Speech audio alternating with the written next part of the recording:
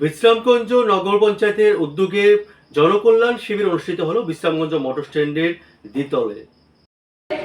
এবং পাশাপাশি বিশালগড় মহকুমা প্রশাসনের পক্ষ থেকে স্বাগত জানাচ্ছি এবং আজকের এই অনুষ্ঠানে আমাদের মধ্যে উপস্থিত থাকার জন্য ধন্যবাদ জানাচ্ছি। আজকে আমরা এখানে সমবেত হয়েছি একটি বিশেষ উপলক্ষে।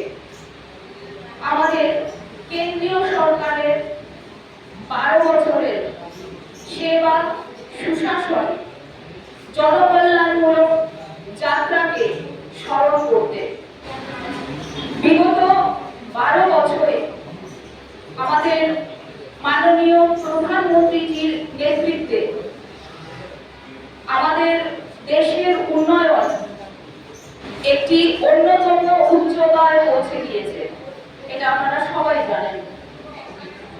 এই 12 বছরে